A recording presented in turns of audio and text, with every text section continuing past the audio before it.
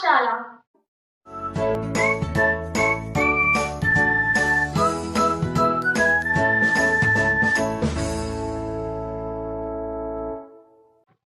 Guys, आज की video में हम पढ़ने वाले हैं ब्रेन के बारे में और साथ ही में हम पढ़ने वाले हैं 3 primary regions of the brain. जो हमारे ब्रेन के 3 प्राइमरी रीजन्स हैं वो कौन-कौन से होते हैं, सब में कौन से पार्ट्स आते हैं और सबका फंक्शन क्या होता है। तो चलिए स्टार्ट करते हैं। गाइस, सबसे पहले जानते हैं कि ब्रेन क्या होता है और किस चीज से बना हुआ होता है।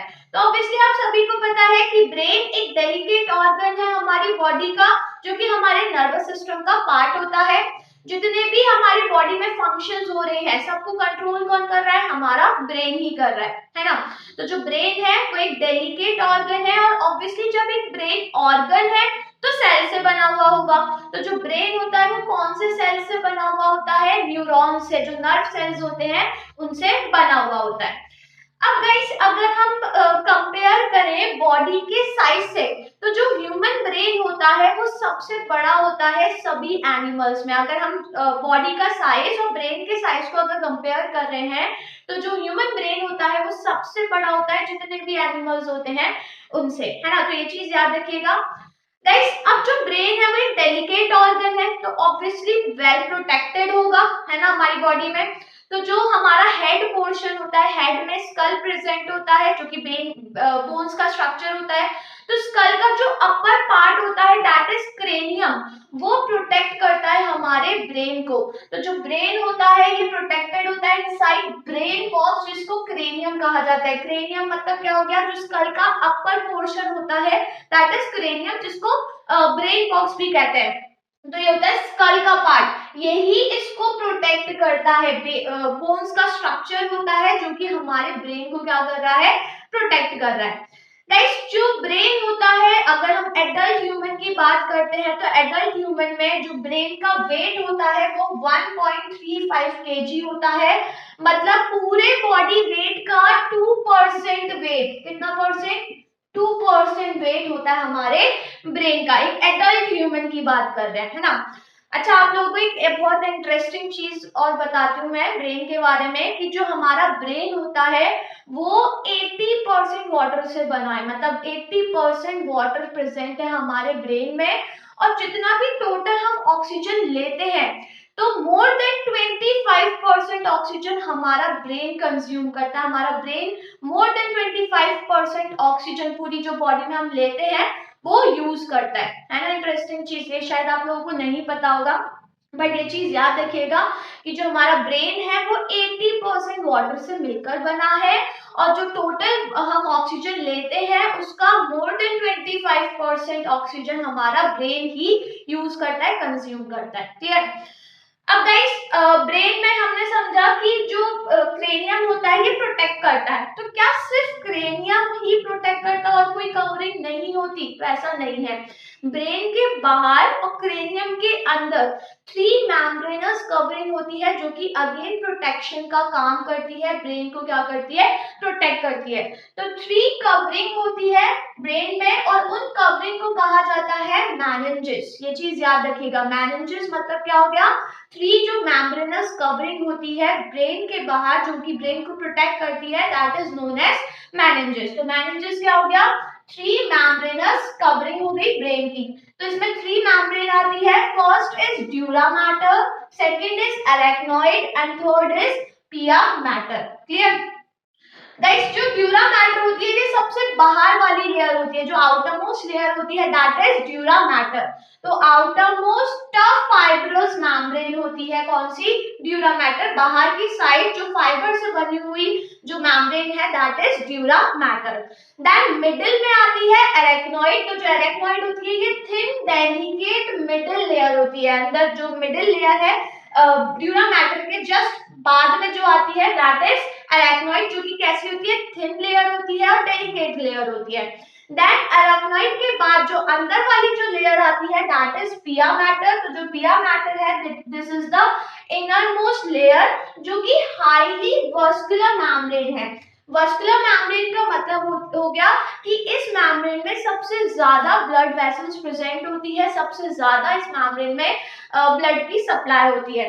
तो richly supplied with the blood, क्यों? क्योंकि हाईली वस्कुलर मेम्ब्रेन है, सबसे ज्यादा ब्लड वेसल्स प्रेजेंट होती है। वस्कुलर मेम्ब्रेन का मतलब हो गया कि इसमें सबसे ज्यादा ब्लड वेसल्स प्रेजेंट होती हैं, तो ऑब्वियसली ब्लड वेसल्स ज्यादा प्रेजेंट होगी, तो हाईली ब्लड की सप्लाई होती है इस मेम्ब्रेन में। क्लियर? तो याद रखिएगा, ड्यूरा मैटर, अरेक्नॉइड एंड पिया मैटर। तो ब्रेन हो गया, ब्रेन के बाहर पिया मैटर, फिर अरेक्नॉइड, फिर ड्यूरा मैटर, और फिर उसके बाद क्या होता है? क्रेनियम होता है हमारा, मतलब सबसे बाहर क्रेनियम, फिर ड्यूरा मैटर आता है, फिर अरेक्नॉइड आता है, फिर अंदर की साइड पिया मैटर आता है, फिर हमारा ब्रेन आता है। तो आप सोच सकते हो कि ब्रेन कितना ज्यादा कवर्ड है, क्योंकि ऑब्वियसली डेलिकेट ऑर्गन है तो कवर्ड तो होगा ही होगा, है ना। गाइस मान के चलिए कि कभी कभी क्या होता है, इन्फेक्शन की वजह से या फिर इंजरी की वजह से ये जो मेनिंजेस की लेयर होती है इनमें इन्फ्लेमेशन हो जाता है, तो इनके इन्फ्लेमेशन को कहा जाता है मेनिंजाइटिस। मेनिंजाइटिस का मतलब क्या हो गया? Inflammation in meninges.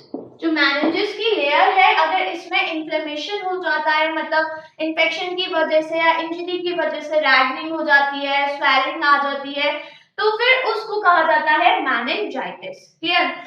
गाइस ये जो तीनों मेम्ब्रेन होती है इसके बीच में ना एक फ्लूइड प्रेजेंट होता है, और उस फ्लूइड को कहा जाता है सेरिब्रो स्पाइनल फ्लूइड। इस फ्लूइड को क्या कहते हैं? Cerebrospinal fluid. याद रखिएगा, बहुत इंपॉर्टेंट है, शॉर्ट में इसको कहा जाता है CSF। CSF मतलब सेरिब्रोस्पाइनल फ्लूइड। गाइस ये जो फ्लूइड होता है ये कुशन की तरह काम करता है। कैसे काम करता है? कुशन की तरह, जो सडन शॉक होता है उससे प्रोटेक्ट करता है हमारे ब्रेन को। तो ये जो तीनों मेम्ब्रेन है इसके बीच में ये फ्लूइड प्रेजेंट होता है। साथ में हमारा जो ब्रेन है उसके सेंटर में 4 टाइप की कैविटीज होती हैं जो कि आपस में इंटरकनेक्टेड होती हैं, तो उन कैविटीज के अंदर भी ये वाला फ्लूइड प्रेजेंट होता है। क्लियर? तो ये क्वेश्चन पूछा जाता है कि जो मेनिंजेस की मेम्ब्रेन है उसके बीच में एक फ्लूइड प्रेजेंट होता है, तो उस फ्लूइड को क्या कहते हैं? तो दैट इज सेरिब्रोस्पाइनल फ्लूइड, जो कि कुशन की तरह काम करता है। फंक्शन क्या हो गया इसका? कुशन की तरह काम करता है, सडन शॉक से हमारे ब्रेन को क्या करता है? प्रोटेक्ट करता है। क्लियर? तो ये चीज याद रखिएगा। तो ये हो गया ब्रेन के बारे में। जितनी भी मेम्ब्रेन्स हैं इनके नेम याद रखिएगा प्लस स्पेलिंग याद रखिएगा, क्योंकि गाइस मुझे पता है बहुत से बच्चे स्पेलिंग में मिस्टेक करते हैं, तो कहीं ना कहीं वहां पे मार्क्स कट जाते हैं, तो स्पेलिंग याद रखिएगा। क्लियर? तो गाइस इसको नोट कर लीजिए। गाइस हमारे ब्रेन के 3 प्राइमरी रीजन्स होते हैं। First is fore brain, second is mid brain and third is hind brain. अब गाइस नेम से ही पता चल रहा है कि फोर ब्रेन का मतलब क्या हो गया? ब्रेन का ऊपर वाला पोर्शन। मिड ब्रेन का मतलब हो गया ब्रेन का बीच वाला पोर्शन, एंड हिंड ब्रेन का मतलब हो गया ब्रेन का नीचे वाला पोर्शन, मतलब जो बेसल पोर्शन है वो, है ना। तो नेम से ही पता चल रहा है तीनों पोर्शन के बारे में। तो सबसे पहले हम देखते हैं फोर ब्रेन। नेक्स्ट जो ऊपर वाला पोर्शन होता है ब्रेन का उसके दो पार्ट होते हैं। First is cerebrum and second is diencephalon. जो सेरिब्रम वाला पार्ट होता है ये होता है seat of intelligence, consciousness, will power, memory and voluntary actions. Guys ये सारी जो चीजें हैं ये सबको कंट्रोल कौन करता है? हमारा जो सेरिब्रम वाला पार्ट होता है ब्रेन का, वो मतलब जो सेरिब्रम होता है वहीं पर ही हमारी इंटेलिजेंसी जो होती है वो उसी को ही कंट्रोल करता है। देन जो हमारा कॉन्शियसनेस होता है, कॉन्शियसनेस मतलब कि हमारे सराउंडिंग में जो चीजें रहती हैं हम उसके बारे में अवेयर रहते हैं, तो वो सब हमारा कॉन्शियसनेस में आ जाता है। देन जो हमारी विल पावर होती है, हमारी मेमोरी होती है, और जितने भी हमारी बॉडी में वॉलंटरी एक्शंस होते हैं जिसपे हमारा कंट्रोल होता है, तो उन सबको हमारा कौन सा पार्ट कंट्रोल कर रहा है? That is cerebrum. अब जो नेक्स्ट पार्ट है दैट इज डायसेफ्लॉन। गाइस जो डायसेफ्लॉन वाला पार्ट है उसमें दो पार्ट आते हैं, that is thalamus and hypothalamus. जो थैलेमस होता है they relay pain and pressure impulse to cerebrum. जो पेन और प्रेशर का इंपल्स जनरेट होता है उसको सेरिब्रम में ट्रांसफर करवाता है कौन? जो थैलेमस पोर्शन होता है वो। क्लियर? तो थैलेमस का काम क्या है कि जो पेन और प्रेशर का जो इम्पल्स क्रिएट हो रहा है उसको सेरिब्रम वाले पार्ट में ट्रांसफर करवाना, रिले मतलब ट्रांसफर करवाना, है ना। देन जो इसमें सेकंड पार्ट आता है दैट इज हाइपोथैलेमस। गाइस जो हाइपोथैलेमस पोर्शन होता है इसका फंक्शन होता है to control body temperature and pituitary. जो हमारा बॉडी टेम्परेचर होता है उसको कंट्रोल करता है हाइपोथैलेमस, प्लस हमारा जो पिट्यूटरी ग्लैंड होता है, पिट्यूटरी क्या हो गया, ग्लैंड होता है, एंडोक्राइन ग्लैंड होता है, तो इसके फंक्शंस को भी कंट्रोल कौन करता है, हाइपोथैलेमस। तो डाइसेफिलॉन में दो पार्ट आ गए, थैलेमस एंड हाइपोथैलेमस। तो ये हो गया हमारा पूरा फॉर ब्रेन। अब आते हैं हम मिड ब्रेन पर। तो गाइस जो हमारा मिड ब्रेन होता है मतलब ब्रेन का जो मिडिल पोर्शन होता है वहां पे स्मॉल ट्यूब्यूलर पार्ट्स होते हैं, मतलब small tube like structures present होते हैं और इनका फंक्शन होता है reflexes involving eyes and years. हमारी आईज और ईयर्स में जो रिफ्लेक्सेस जनरेट होते हैं उसको कंट्रोल करता है। रिफ्लेक्सेस मतलब क्या हो गया, जो सडन इनवॉलंटरी एक्शंस होते हैं, एकदम सडन क्विक जो एक्शन होते हैं जो इनवॉलंटरी है, हमारे कंट्रोल में नहीं है, तो उसको कंट्रोल करता है हमारा जो मिड ब्रेन होता है वो। ठीक है, जैसे मान के चलिए हमारी आई में कोई भी पार्टिकल चला गया तो हम क्या करेंगे, आईज को ब्लिंक करने लगेंगे, टीयर्स निकलने लगेंगे, तो ये क्या हुआ, सडन एक एक्शन हुआ, सडन एक इनवॉलंटरी एक्शन हुआ जो हमारे कंट्रोल में नहीं है। हमारी आईज ऑटोमेटिकली ब्लिंक करेगी, टीयर्स अपने आप ही निकलने लगेंगे। तो ऐसे जो रिफ्लेक्सेस होते हैं जो हमारी आईज में, ईयर्स में होते हैं, उनको कंट्रोल करता है जो हमारा मिड ब्रेन होता है। तो मिड ब्रेन में आते हैं टिब्यूलर पार्ट्स।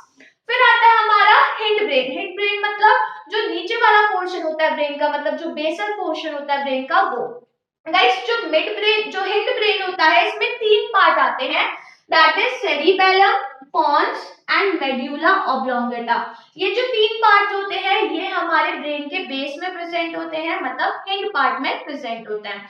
तो सबसे पहले देखते हैं जो सेरिबेलम होता है वो। अच्छा गाइस यहाँ पे सेरिब्रम एंड सेरिबेलम, इसमें कंफ्यूज मत होइएगा क्योंकि कुछ बच्चे यहाँ पे कंफ्यूज हो जाते हैं सेरिब्रम और सेरिबेलम में।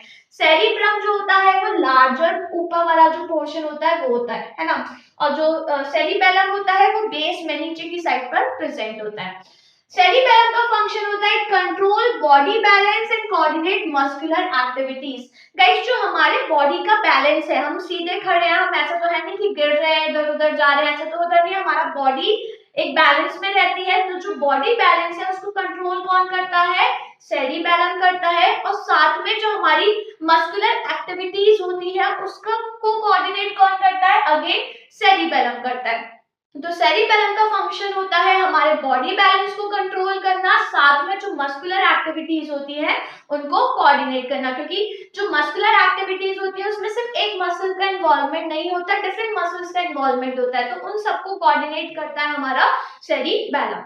देन नेक्स्ट पार्ट आता है पोन्स। पोन्स का फंक्शन होता है carry impulse from the one hemisphere of cerebellum to the other. Guys जो सेरिबेलम है इसके दो पार्ट होते हैं, एक राइट पोर्शन और एक लेफ्ट पोर्शन।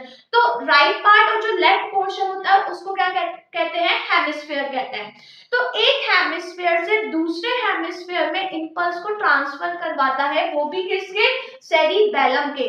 तो वो कौन करवाता है, पोन्स। तो पोन्स का फंक्शन होता है कि ये इंपल्स को कैरी करता है सेरिबेलम के एक हेमिस्फीयर से, मतलब राइट या लेफ्ट पोर्शन से टू द अगेन राइट या लेफ्ट में, मतलब मान के चलिए राइट टू लेफ्ट या लेफ्ट टू राइट। तो एक हेमिस्फीयर से दूसरे हेमिस्फीयर में इंपल्स को कैरी ऑन करवाता है। क्लियर? देन जो लास्ट पार्ट है that is medulla oblongata. Guys pons के नीचे जस्ट आता है मेड्यूला ऑब्लोंगेटा। तो जो यहाँ पे नीचे की साइड जो यहाँ पे प्रेजेंट होता है दिस इज मेड्यूला ऑब्लोंगेटा, जो कि फिर नीचे की साइड स्पाइनल कॉर्ड में कन्वर्ट, मतलब नीचे फिर स्पाइनल कॉर्ड फॉर्म हो जाती है उससे, है ना।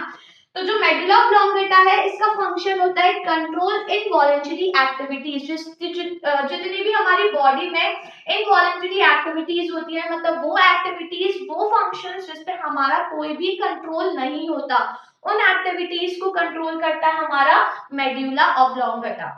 है ना। जैसे मान के चलिए हार्ट की बीटिंग होना, ब्रीथिंग होना, और भी बॉडी में इंटरनल फंक्शंस जो होते हैं, सबको कंट्रोल करता है मेडुला ऑब्लोंगेटा। अगर मेडुला ऑब्लोंगेटा में कोई भी इंजरी आ जाती है तो इंस्टेंटली वो पर्सन की डेथ हो जाती है। क्यों? क्योंकि ये कंट्रोल कर रहा है जितने भी इनवॉलंटरी फंक्शंस है। और अगर इसमें कोई इंजरी हो गई तो कंट्रोल नहीं कर पाएगा, बॉडी में इंटरनल फंक्शंस नहीं हो पाएंगे, तो ऑब्वियसली फिर तो कोई फंक्शन होगा ही नहीं और इंस्टेंटली पर्सन की फिर डेथ हो जाती है। क्लियर?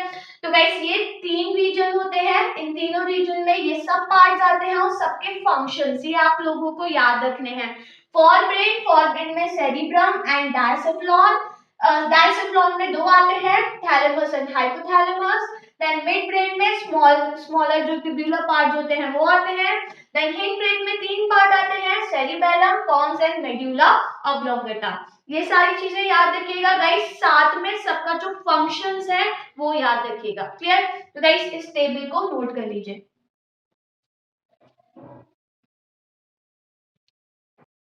गाइस अगर आपको ये वीडियो पसंद आई हो तो वीडियो को लाइक करिए, अपने फ्रेंड्स के साथ शेयर करिए, और अगर आपने अभी तक मेरा चैनल सब्सक्राइब नहीं करा है तो फटाफट से चैनल को सब्सक्राइब करिए।